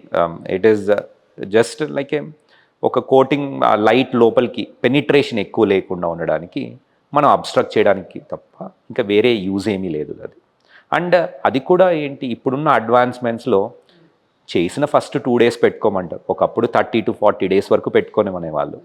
ఇప్పుడు చేసే సర్జరీస్లో ఆల్మోస్ట్ 1-2 days తర్వాత చాలా మంది తీసేయమని చెప్తారు. సార్, కంట్లో ఏదైనా పడినప్పుడు జనరల్గా నీళ్లతో కన్ను కడిగేస్తే మ్యాక్సిమం ప్రాబ్లం ఉండదు అని కొంతమంది చెప్తారు, లేదా ఇంట్లోనే డ్రాప్స్ ఏదైనా వేస్తే కొంచెం క్లియర్ అవుతుందని. బట్ రీసెంట్గా మా ఫ్రెండ్కి ఏమైందంటే, 2-wheeler మీద వెళ్తుంది, బాగా గాలి వస్తుంది, ఎక్కడి నుంచో డస్ట్ పార్టికల్ అయితే పడింది, ఇంటికి వెళ్ళాక క్లీన్ చేసింది, అంత నార్మల్ అయిపోయింది, బాగానే ఉందనుకుంది. నెక్స్ట్ డే మార్నింగ్కి కన్ను చాలా వాచిపోయి ఓపెన్ చేయలేనంత మేజర్గా తయారై కూర్చుంటే తను వెళ్ళింది. అది సర్జరీ వరకు వెళ్ళింది. చిన్న రాయి కంటి లోపలికి వెళ్ళిపోయిందిట. సో అలా ఎలా జరుగుతుంది? దీన్ని అసలు మనం ఎలాంటి కేర్ తీసుకోవాలి కంట్లో ఏదైనా పడింది అని తెలిసినప్పుడు? ఇప్పుడు కంట్లో మనము ఫారెన్ బాడీ సెన్సేషన్ ఉంది అంటే, మీ ప్రకారం మీరు ఇప్పుడు ఇంతకుముందు అన్నారు కంట్లో ఏదైనా బయట నుంచి వచ్చి డ్రైవ్ చేస్తున్నారు, ఇంతకుముందు మీరు చెప్పిన ఎగ్జాంపుల్లోనే తీసుకుంటే రోడ్డు మీద వెళ్తూ ఉంటే కంట్లోపల పడ్డది అన్నారు. సో అది ఒక హై ప్రొజెక్టైల్లో కూడా రావచ్చు, అంటే ఒక పక్కనున్న 2-wheeler నుంచో 4-wheeler నుంచో అది వచ్చి చాలా ఫాస్ట్గా వచ్చి పడుతుంది. పడినప్పుడు అది ఎంత లోపలికి పెనిట్రేట్ అవుతుంది అనే దాని ప్రకారం ఉంటుంది. సో యూజువల్గా జస్ట్ కంటి పైన నల్లగుడ్డు పైన జస్ట్ అట్లా ఊరక ఉంది అంటే, మీరు చెప్పినట్లు వాటర్తో కడిగితే పోతుంది, కానీ తెలవదు మనకు. అది కంటి నల్లగుడ్డు మీద ఉండనవసరం లేదు, మన ఐ లిడ్స్ ఉన్నాయి కదా, ఐ లిడ్స్ లోపల కూడా ఉండొచ్చు, అంటే లోపలికి వెళ్ళిపోవచ్చు. సో ఆ ఫార్నిక్స్ లోపలికి వెళ్ళిపోయినప్పుడు మనం కనిపించదు అది, కానీ కంటిన్యూస్గా గుచ్చుకుంటూ ఉంటుంది. అది ఒకటి. రెండోది, మనం దాన్ని అట్లనే వదిలేస్తే ఒక 1-2 days అదే ఇన్ఫెక్ట్ అవుతుంది. సో ఇన్ఫెక్ట్ అయినప్పుడు చాలా ప్రాబ్లం అవుతుంది. ఎప్పుడైతే మనం కంటి గురించి మాట్లాడుకున్నామో, నేను డిఫరెంట్ సో ఈ పర్టికులర్ పడిన డస్ట్ ఫాస్ట్గా పడితే పైన నల్లగొడ్డు నుంచి పియర్స్ చేసుకొని కంటి లోపలికి వెళ్ళి కూడా తాకచ్చు, అంటే నరం వరకు కూడా వెళ్ళచ్చు, నరం డ్యామేజ్ అయ్యే వాళ్ళు కూడా ఉంటారు. అది ఎంత ఫాస్ట్గా వెళ్తుంది, అది ఎంత ఫాస్ట్ మూవింగ్ ఉంది దాని ప్రకారం ఉంటుంది. ఎనీ ఫారెన్ బాడీ ఇంట్లో తీసే బదులు 100% హాస్పిటల్లో తీపించుకోవడం బెటర్. ఎందుకు అంటే ఫస్ట్ ఆఫ్ ఆల్ తీసే విధానం దగ్గర నుంచి you need a sterile environment. ఒక్కసారి కన్నుకి ఇన్ఫెక్షన్ వచ్చింది అంటే కంటి నల్లగొడ్డుకు బేసికల్గా మచ్చ పడిపోయే ఛాన్సెస్ కూడా చాలా ఎక్కువ ఉంటాయి. సో ఎప్పుడైతే మచ్చ పడుతుందో మన విజన్ డ్రాప్ అవుతుంది. సో అర్లీగా డయాగ్నోస్ చేసి అర్లీగా ఏదైతే పడ్డది తీసేసి మందులు స్టార్ట్ చేస్తే యూజువల్గా కాంప్లికేషన్స్ చాలా వరకు తగ్గించేసేయచ్చు. So any foreign body preferably doctor చూస్తేనే బెటర్. కొంతమంది అంటే one of my family member ఇప్పుడు నేను ఇలా చూస్తున్నా కదా, మనం చూస్తున్నప్పుడు కంట్లో ఏవేవో ఎగురుతున్నట్టు అక్కడక్కడ చుక్కలు కనపడుతున్నాయి, డిఫరెంట్ డిఫరెంట్ డిజైన్స్లో అలా వెళ్ళిపోతున్నట్టు కనిపిస్తూ ఉంటుందని చెప్తూ ఉండేవాడు. తన ప్రొఫెషన్ అంటే ఈ గ్రనైట్ క్వారీస్లో తన జాబ్ అనమాట. పొద్దునుంచి సాయంత్రం క్వారీలోనే ఉండాలి, జియాలజిస్ట్ అంటాం కదా మనం. డాక్టర్ ఏం చెప్పారంటే మీరు ఇంత రాళ్ల మధ్యలో ఇంత డస్ట్ మధ్యలో మీరు ఉండడం వల్ల మీ కళ్ళు ఎఫెక్ట్ అయ్యాయండి అని. సో వాళ్ళ ప్రొఫెషన్ వల్ల కూడా చాలా వరకు కళ్ళు దెబ్బతినే అవకాశం ఉన్నప్పుడు ఎలాంటి కేర్ తీసుకోవాలని మీరు చెప్తారు సార్? బేసికల్గా మీరు చెప్పినట్లు ఇప్పుడు కంటి లోపల ఏదైతే మీరు ఫ్లోటర్స్ ఉన్నాయి, మీరు చెప్పిన దానికి ఇదర్ మెరిసేలాగా ఉంటే ఫ్లాషెస్ అంటాము, నల్లగా తిరుగుతూ ఉంది అంటే ఫ్లోటర్స్ అంటాము. ఇవన్నీ రెటీనల్ కండిషన్స్. డైరెక్ట్గా మనం ఒక డస్టీ ఎన్వైర్న్మెంట్లో ఉంటే వచ్చేవి కావు. డైరెక్ట్గా ఒక డస్టీ సో ఒక డస్టీ ఎన్వైర్న్మెంట్లో ఉన్నప్పుడు కొంచెం ఇరిటేషన్ వల్ల కన్ను రబ్ చేసి నల్లగుడ్డు మీద కొన్ని చేంజెస్ వచ్చి చిన్న చిన్న డాట్స్ లాగా ఉండడము అవన్నీ కూడా ఉంటాయి. కానీ బట్ మీరు చెప్పిన specific things are more of retinal causes అనమాట. ఓకే. సో ఇట్లా కాకుండా will take a different profession as an example. Probably ఒక వెల్డర్ ఉన్నారు, ఓకే, వాళ్ళు చూసే rays that will definitely affect them, మంచిది కాదు. సో చాలా మంది చూస్తాం డైరెక్ట్గా అక్కడ వెళ్ళి అద్దం కూడా పెట్టుకుంటూ ఉంటారు, డైరెక్ట్గా వెల్డింగ్ చేస్తూ ఉంటారు. అక్కడ అది డైరెక్ట్గా వచ్చి అది కంట్లో పడ్డము ఒక లెవెల్ అయితే కంటి నరం దెబ్బతినే ఛాన్సెస్ చాలా ఎక్కువ.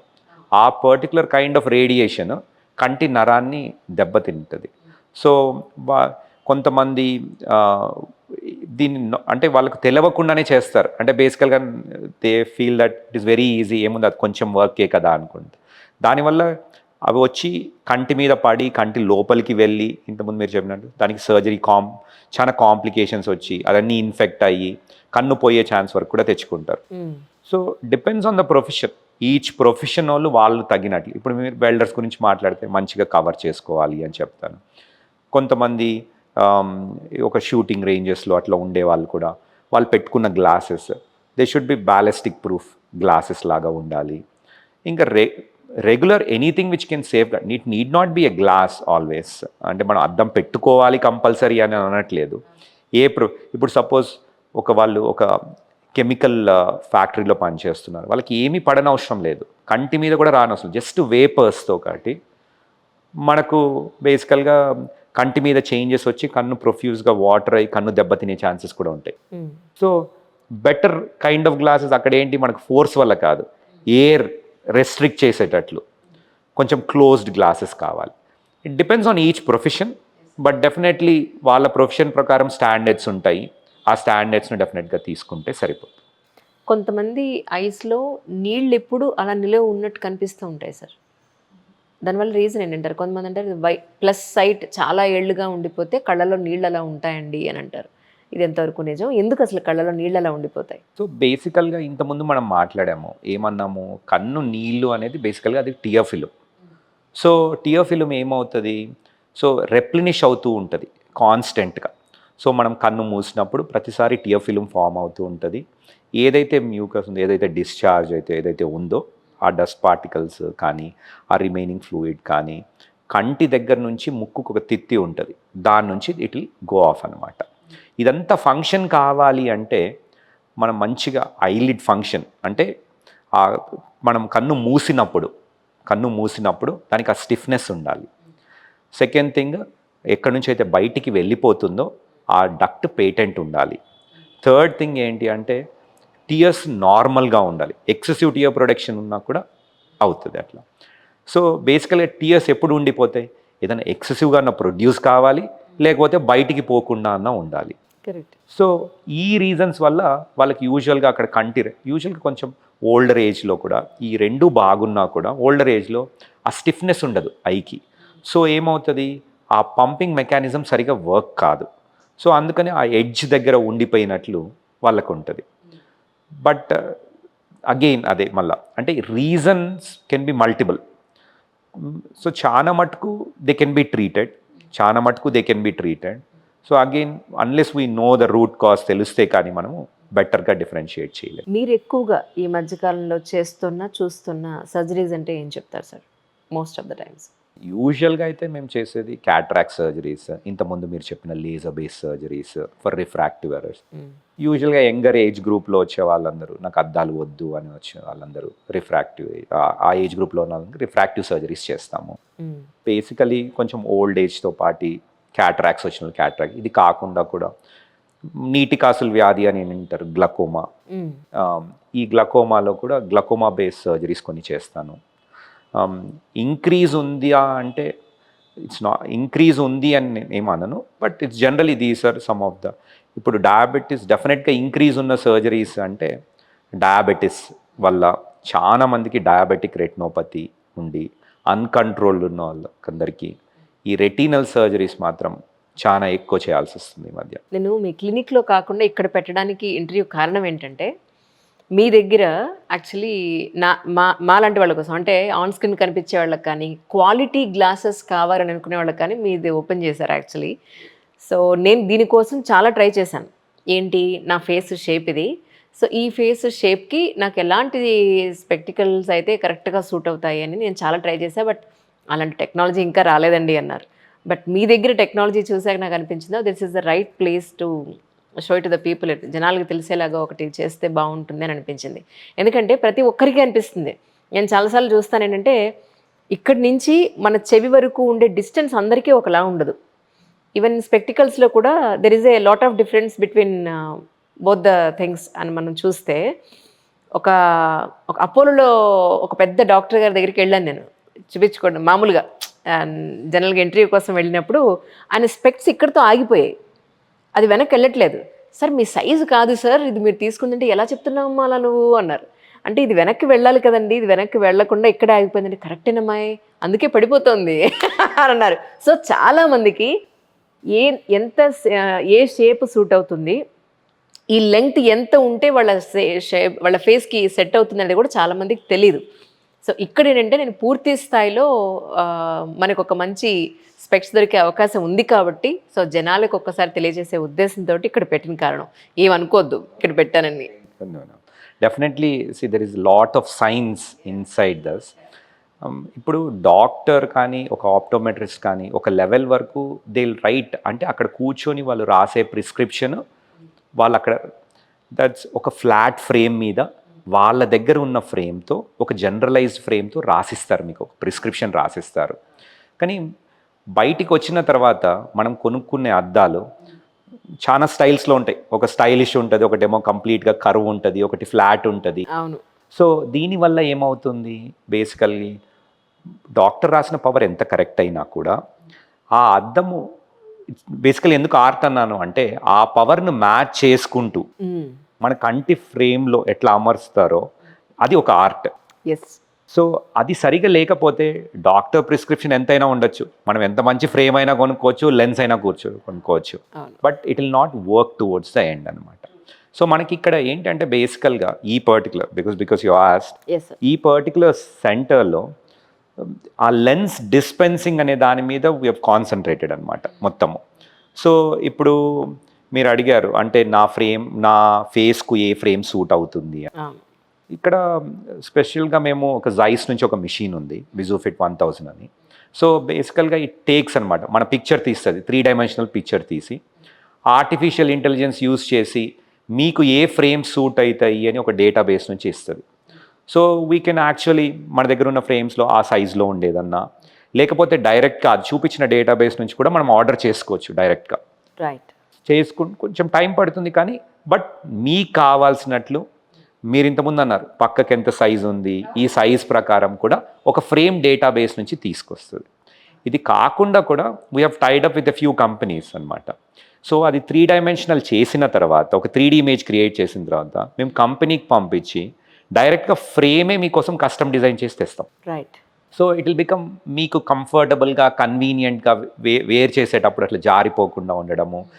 ఎవరికి ఒకరి నేసల్ బ్రిడ్జ్ కానీ, పక్కన మీరు చెప్పినట్లు ఈ టెంపుల్ అంటాం, ఆ టెంపుల్ సైజ్ కానీ అందరికీ ఏం కాన్స్టెంట్ ఉండదు. సో యూనివర్సల్గా ఏముందో అది దాని ప్రకారం చేస్తాం మనం. కరెక్ట్. మనకు దొరికే ఫ్రేమ్స్లో కూడా డిఫరెంట్ టైప్స్ ఉంటాయి, కానీ అంత కస్టమైజ్డ్ ఉండదు. సో ఫ్రేమ్స్ కస్టమైజేషన్ అనే ఒక సెగ్మెంట్ ప్రకారం దీన్ని చేస్తాం. అన్నిటికంటే మోర్ ఇంపార్టెంట్ దాన్ ఫ్రేమ్ మంచిగా ఉన్నా, డాక్టర్ ప్రిస్క్రిప్షన్ మంచిగా ఉన్నా, మన లెన్స్ డిస్పెన్సింగ్ ఇంతకుముందు చెప్పినట్లు పర్ఫెక్ట్ ఉండాలి. ఎగ్జాక్ట్లీ. ఇప్పుడు మల్టీఫోకల్ మనం తీసుకుంటే వాళ్ళు కరెక్ట్గా కనుక దాన్ని ఆ పాయింట్ని అదే ప్లేస్లో పెట్టలేదనుకోండి, ఎటు చూసినా బ్లర్గానే ఉంటుంది. ఒప్పుకుంటారా మీరు? అది బేసికల్గా మళ్ళీ అదే అంటే కొంతమందికి ఇది మీరు ఏదైతే మల్టీఫోకల్లో అంటున్నారో అంటే అది బేసికల్గా ప్రోగ్రెసివ్ గ్లాసెస్ అనమాట. కానీ ఇది ప్రోగ్రెసివ్ గ్లాసెస్ కాకపోయినా కూడా ఎవరికైతే హై మయోపిక్స్ ఉంటారో, లేకపోతే ఎవరికైతే హై సిలిండ్రికల్ పవర్స్ ఉంటారో, ఆస్టిగ్మాటిజం అని చెప్పాను కదా, వాళ్ళకు కూడా సెంటర్లో మార్క్ చేయకుండా పెడితే సేమ్ ప్రాబ్లమ్స్ వస్తాయి.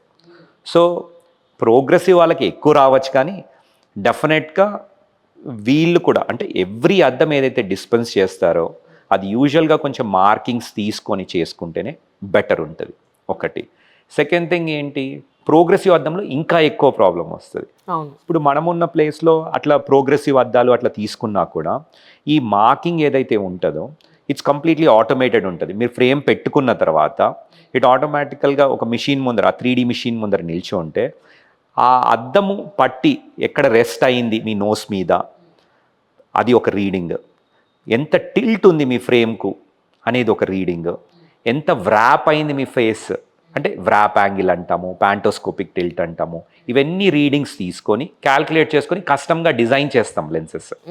సో మీరు ఏదైతే చెప్పారు కదా ఇట్లా పక్కకు చూస్తే బ్లరీగా ఉంటుంది, అటు పక్కకు చూస్తే బ్లరీగా ఉంటుంది, దాన్ని చాలా మటుకు తగ్గించేసేయచ్చు. అప్ టు 70 to 80% వరకు యూ కెన్ మెయిన్ ప్రోగ్రెసివ్లో ఉన్న ప్రాబ్లమే పక్కన చూసే విజన్ కొంచెం డిస్టర్బ్డ్ ఉంటుంది. దాన్ని బెటర్గా చేయడానికి these machines will help us to give more precise reading ఒకటి, ఇంకా బెటర్గా క్వాలిటీ ఆఫ్ విజన్ మీకు డెఫినెట్గా చాలా ఇంప్రూవ్ అవుతుంది మీ చేసే వర్క్ ప్రకారం. కొంతమందికి చాలా మందికి ఇంటర్మీడియట్ వర్క్ ఎక్కువ ఉన్న వాళ్ళు ఉంటారు అనుకోండి, ప్రోగ్రెసివ్ పెట్టుకుని చాలా కష్టపడతారు ఈ సిస్టమ్ చూసేటప్పుడు అట్లా. So it will increase the efficacy of their visual. So డెఫినెట్గా దాని మెయిన్ ఇంటెన్షన్తో పెట్టాం ఇది. That's really great sir. ఎందుకంటే డాక్టర్స్ జనరల్గా వీటికి కాస్త ఇది మనకి ఎందుకు లేని వదిలేస్తూ ఉంటారు. బట్ మీరు దాన్ని కూడా కాస్త కాన్సన్ట్రేట్ చేయడం అనేది నాలాంటి వాళ్ళకి చాలా హ్యాపీగా ఉంటుంది. అన్నీ ఒకే చోట దొరుకుతాయి కాబట్టి మళ్ళీ ఈ టెస్టింగ్ ఒక చోట ఇదొక చోట కాకుండా సో ఆల్ ఓవర్గా ఒకే చోట దొరకడం అనేది దట్స్ రియలీ గ్రేట్ యాక్చువల్లీ. ఇప్పుడు మనం చేసినవన్నీ జస్ట్ పైన అన్నీ అలా ఒకసారి టచ్ చేశాను సార్. నేనేమనుకుంటున్నానంటే ఫర్ ఎగ్జాంపుల్ క్యాట్రాక్ట్ సర్జరీ ఉంది, దాని గురించి ఒక సపరేట్ ఎపిసోడ్లా తీసుకుని దాని గురించిన పూర్తి వివరాలు, అలాగే వ్యూవర్స్ నుంచి కూడా కొన్ని డౌట్స్ అది మనం తీసుకుని క్లారిఫై చేస్తే బాగుంటుందని.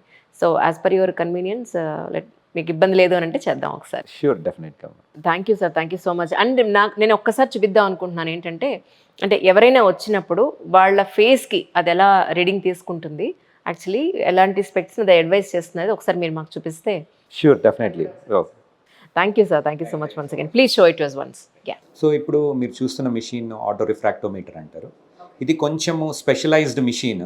యాక్చువల్గా మామూలుగా మనం డాక్టర్ ఆఫీస్ దగ్గరికి వెళ్తే యూజువల్గా మీరు రీడింగ్స్ ఏవైతే ఉంటాయో ఆ రీడింగ్స్ జస్ట్ చూసిన తర్వాత మీకు టెస్ట్ అయిపోయిన తర్వాత రాసిస్తారు. కానీ ఈ పర్టికులర్ మిషన్లో ఏమవుతుంది అంటే ఇది లైట్ ఉన్నప్పుడు, లైట్ లేనప్పుడు అంటే నైట్ కండిషన్స్, డే కండిషన్స్లో కూడా మన ప్యూపుల్ సైజ్ క్యాల్కులేట్ చేసి దాని ప్రకారం రీడింగ్స్ను అడ్జస్ట్ చేస్తుంది. ఈ అడ్జస్ట్ చేసిన రీడింగ్స్ డైరెక్ట్గా కంపెనీకి పంపించి దాని ప్రకారము లెన్స్ డిస్పెన్స్ చేస్తాము. ఇప్పుడు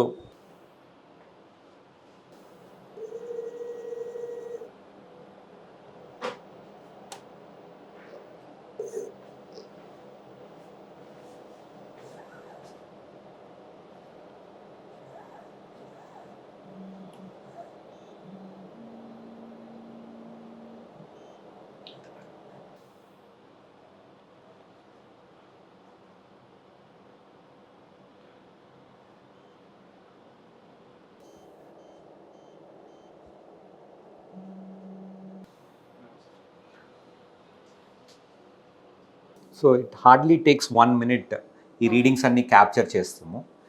దీంట్లో just vision readings, refractive readings కాకుండా కూడా కార్నియా రీడింగ్స్, అంటే నల్లగుడ్డు మీద దాని క్వాలిటీ ఎట్లా ఉంది దాని రీడింగ్స్ తెలుస్తుంది. కంటి మీద థియోఫిల్మ్ ఎట్లా ఉంది దాని క్వాలిటీ ఒక 50% అసెస్మెంట్ కూడా చేసుకోవచ్చు. ఇది కాకుండా ఇంతకుముందు మాట్లాడినట్టు స్కోటోపిక్, ఫోటోపిక్ పీపుల్, అంటే లైట్ ఉన్నప్పుడు, లైట్ లేనప్పుడు మన ప్యూపుల్ సైజ్ ప్రకారం మనం రాత్రి వెళ్తున్నప్పుడు గ్లేర్ ఎక్కువ వస్తుంది అంటాము. సో ఆ గ్లేర్ వచ్చే కండిషన్స్ కూడా అన్ని క్యాల్కులేట్ చేసుకొని దాని ప్రకారం లెన్స్ డిస్పెన్స్ చేయడానికి పర్ఫెక్ట్గా ఇది రీడింగ్స్ తీసుకుంటుంది. ఇప్పుడు మనము విజుఫిట్ 1000 అంటే అది లెన్స్ డిస్పెన్సింగ్ యూనిట్ చూద్దాం. ఇప్పుడు మనము విజుఫిట్ 1000 అన్న మిషన్ చూస్తున్నాము.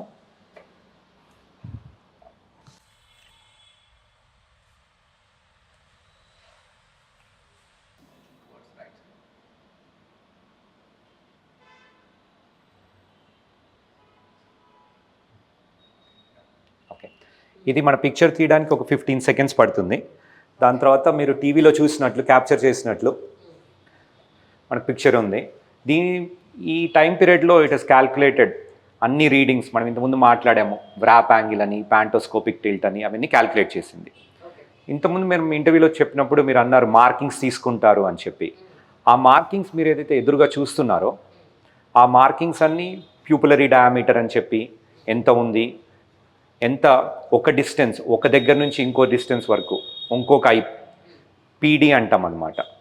బేసికల్గా ప్యూపులరీ డిస్టెన్స్, ఆ డిస్టెన్స్ క్యాప్చర్ చేయడానికి హెల్ప్ చేస్తుంది. ఇదంతా ఆటోమేటెడ్, మనం మాన్యువల్గా ఏం చేయని అవసరం లేదు. ఎందుకంటే ఎప్పుడైతే సన్ గ్లాసెస్ అట్లా ఉన్నాయో మనం మార్కింగ్స్ బయట నుంచి మార్క్ చేసే కెపాసిటీ ఉండదు. మీరు ఎదురుగా చూస్తున్న దాంట్లో ఇప్పుడు కార్నియాని అడ్జస్ట్ చేస్తున్నారు, కార్నియల్ ఎక్కడ ఉంది అని చెప్పి. అది అడ్జస్ట్ చేసిన తర్వాత ఇది మనకు ఈ కార్నియా దగ్గర నుంచి మన ఫ్రేమ్ ఎంత డిస్టెన్స్లో ఉంది అనే దాని ప్రకారం కూడా ఒక రీడింగ్ వస్తుంది. ఇందాక మనం మాట్లాడుకున్నట్లు టెంపుల్ సైజ్ అన్నారు కదా, ఎక్కడ పెడితే టెంపుల్ కరెక్ట్గా ఫిట్ అవుతుంది చూసుకొని దాని ప్రకారం అడ్జస్ట్ చేస్తున్నాం. ఇక్కడ ఏమైనా హెడ్ టిల్ట్ ఉన్నా కూడా కొంచెం కరెక్షన్ చేసుకోవచ్చు. కరెక్షన్ చేసిన తర్వాత ఒక 3-dimensional ఇమేజ్ ఇస్తుంది. సో దీన్నే అవతారం అంటాం మనము. ఇప్పుడు మీరు ఎదురుగా చూస్తున్నది నా ఇమేజే, ఇట్స్ 3D అవతార్. ప్రస్తుతానికైతే ఏమీ ఫ్రేమ్ లేదు అక్కడ. సో ఇక్కడ మనము ఆర్టిఫిషియల్ ఇంటెలిజెన్స్ యూజ్ చేసి నా పర్టికులర్ ప్రిస్క్రిప్షన్ ప్రకారము ఏ ఫ్రేమ్ బెటర్ సూట్ అవుతుంది అని చూసుకోవచ్చు. Right.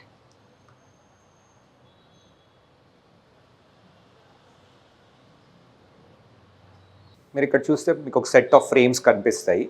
You can select either it's mail, female kind of frame select చేసుకోవచ్చు. చేసిన తర్వాత గివ్స్ ద రికమెండేషన్ అనమాట, మన మీద ఎట్లా ఉంటుంది అని చెప్పి. టాప్ నుంచి బాటమ్ వరకు మన ఏది బెటర్ అని చూసుకొని దాని తర్వాత సెలెక్ట్ చేసుకోవచ్చు. ఇక్కడున్న ఫ్రేమ్స్ ఏవైతే ఉన్నాయో మన డేటాబేస్ అంటే మన స్టోర్లో లేకపోయినా కూడా బయట నుంచి ఆర్డర్ చేసుకునేటట్లు ఆన్లైన్ కేపబిలిటీ ఉంది. అది కాకుండా కూడా ఇప్పుడు మీరు ఒక సెట్ ఆఫ్ ఫ్రేమ్స్ చూశారు, ఒక 5 frames వరకు, మళ్ళీ ఇంటికి వెళ్ళి డెసిషన్ కాలేదు, ఇంకా ఇంటికి వెళ్ళి చూసుకోవాలి. సో ఈ పర్టికులర్ అవతార్ను మీకు ఈమెయిల్ చేస్తామన్నమాట. మీరు ఇంట్లో కూడా ఆ ఫ్రేమ్స్ ఏమేమి ఉన్నాయి, నేను చూసుకున్న ఫ్రేమ్స్ ఆ 5 or 6 frames సెలెక్ట్ చేసుకొని ఇంటి దగ్గరే కూర్చొని ఆర్డర్ కూడా చేసేసాయి. ఎందుకంటే అది మన ఒపీనియన్ మీద కూడా డిపెండ్ అయి ఉండదు. మనం 10 మందిని అడుగుతాం మన ఇంట్లో ఇది ఓకేనా ఇది ఓకేనా అని. మనకు ఒకసారి ఇది కన్ఫర్మ్డ్ అనుకుంటే దాని ప్రకారం మనకి ఇట్లా హెల్ప్ అవుతుంది 3D అవతార్. ఇదే సార్ యాక్చువల్లీ ఇందాక అడిగాను చూసారా, ఈ ఫ్రేమ్ కాకుండా నన్ను చాలామంది అడుగుతుంటారు ఈ ఒక్క ఫ్రేమ్ ఎందుకు వాడతారు అని. నేను మిగతా పెట్టుకున్నప్పుడు నాకు సూట్ అయినట్టు అనిపించదు. సో ఇప్పుడు నాకేంటంటే నాకు ఆప్షన్ తెలుస్తుంది, ఓకే రైట్ ఇదైతే ఎలా ఉంది ఇదైతే ఎలా ఉంది, ఒక ఐడియా వస్తుంది నాకు.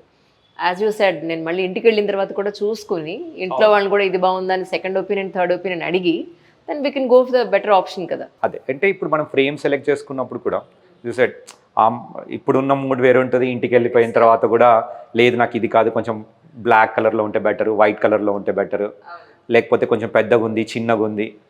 ఈ అవతారం మనం వేరే వాళ్ళతో కూడా షేర్ చేయొచ్చు. మన ఫ్రెండ్స్ ఉన్నారు వాళ్ళతో షేర్ చేసి ఇది ఎట్లా అనిపిస్తుంది నీకు అని కూడా అడిగిన తర్వాత కూడా వీ కెన్ డిసైడ్. సో ఇక్కడ ఉన్నవే కాదు, ఇన్ కేస్ మనం కలర్ మార్చుకోవాలన్నా కూడా అది కస్టమైజ్ చేసి ఇస్తానంటున్నారా మీరు? ఇది ఫ్రేమ్స్ కస్టమైజేషన్ కూడా ఉంది. ఫ్రేమ్స్ కస్టమైజేషన్ ఒక జర్మన్ కంపెనీతో కొలాబరేట్ అయ్యాము.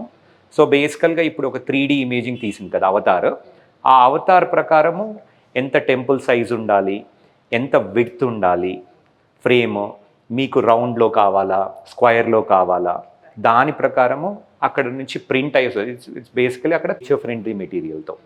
So in preservation of nature అని we have thought about it and then we are getting it directly అక్కడ జర్మనీలో అయ్యేసి ఇక్కడికి వస్తుంది. బట్ ద లీడ్ టైం ఒక 45 days పడుతుంది, కానీ those frames will be perfect. అంటే సార్ కొన్నిసార్లు ఏమవుతుందంటే ఒకసారి సైట్ మనకి చెక్ చేయించుకున్న తర్వాత విత్ ఇన్ ఏ మంత్స్లోనే మళ్ళీ ప్లస్ అవుతుంటుంది, కొన్ని పాయింట్స్ యాడ్ అవుతుంటాయి. అది అలాంటి మైన్యూట్ పాయింట్స్ కూడా మనకి ఇక్కడ కరెక్షన్ అవుతుందా? అంటే ఇప్పుడు లెన్సెస్ మీరు మాట్లాడేది లెన్స్ గురించి. ఇప్పుడు లెన్సెస్లో యూజువల్గా మనం అంటిల్ అన్లెస్ మనం రిఫ్రాక్షన్ చేసి, అంటే డాక్టర్ దగ్గర చూపిస్తేనో ఆప్టోమెట్రిస్ట్ దగ్గర చూపిస్తేనే మనకు ఐడియా వస్తుంది అంటే బేసికల్గా పెరిగిందా లేదా అని చెప్పి. యూజువల్గా వెరీ లెస్ ఛాన్సెస్, ఒక 1 monthలో పెరిగే అంత ఛాన్సెస్ ఉండవన్నమాట. ఒకవేళ పెరిగినా కూడా that will not affect your vision. ఒకవేళ రియల్గా మీకు అది ప్రాబ్లమాటిక్గా ఉంది, it is something, we can take back that and will issue a new lens for that. With in a month it will not be a problem. అంటే ఇప్పుడు కొన్ని lenses ఉంటాయి, తొందరగా మీరు చాలా హై అండ్ లెన్స్ కొనుక్కున్నారు, తొందరగా స్క్రాచెస్ పడిపోయాయి దాంట్లో, so you are not happy అనుకోండి, you can come back with in 6 months, you can exchange it, new lens ఇస్తాము, అట్లా కూడా ఉంటుంది. ట్రూ. కానీ కొంతమంది చెప్తారు స్క్రాచ్లెస్ గ్లాసెస్ అండి ఇవి అని చెప్తారు, లెన్సెస్ అని చెప్తారు, కానీ but most of the times పడకుండా ఉండదేమో అనిపిస్తూ ఉంటుంది సార్. అసలు స్క్రాచ్లెస్ అనేదే ఉండదు. ఇట్స్ ఏ మెటీరియల్ అయినా, ఇంతకుముందు కాలంలో గ్లాస్ వాడేవాళ్ళం మనం ఒకప్పుడు, కానీ అది హెవీగా ఉంటుంది, బ్రేక్ అవుతుంది అని చెప్పి ఇప్పుడు మనం ఏం చేస్తున్నాము, గ్లాస్ వాడే బదులు ప్లాస్టిక్ వాడుతున్నాం. ప్లాస్టిక్ మీద స్క్రాచెస్ చాలా ఎక్కువ వస్తాయి. సో ఆ స్క్రాచెస్ను తగ్గియడానికి బేసికల్గా స్క్రాచ్ ప్రూఫ్ కాదు, స్క్రాచ్ రెసిస్టెంట్ ఒక లెవెల్ వరకు. సో మన యూజబిలిటీ బట్టి కూడా ఉంటుంది. మనము వెళ్ళి ఇప్పుడు కార్లో పక్కన పెట్టేయడము, డాష్ బోర్డ్ మీద పెట్టడము, ఎక్కువ ఎక్సెసివ్ సన్లైట్లో ఎక్స్పోజ్ చేయడము దాన్ని, అంటే not when you're wearing it కాదు, జస్ట్ బయట అట్లా పెట్టేసి వదిలేస్తారు, మర్చిపోతారు. సో అప్పుడు లేకపోతే కొంతమంది పాకెట్స్లో పెట్టుకుంటారు, పర్స్లో పెట్టుకుంటారు, దాంతో రబ్ అయ్యి తొందరగా పోతుంది. మనం రీజనబుల్గా కేర్ తీసుకుంటే యూజువల్గా 1 to 2 years ఈజీగా వచ్చేస్తుంది. It depends on hour care. True. Thank you sir, thank you so much once again. చాలా వివరంగా మాకు చెప్పారు, బట్ యాజ్ ఐ సెడ్ మనం ఇన్ డీటెయిల్డ్గా నెక్స్ట్ టైం ఈచ్ టాపిక్ మీద తీసుకుంటే బాగుంటుందేమో నా ఉద్దేశం. తప్పకుండా. Thank you sir, thank you sir, thank you so much sir.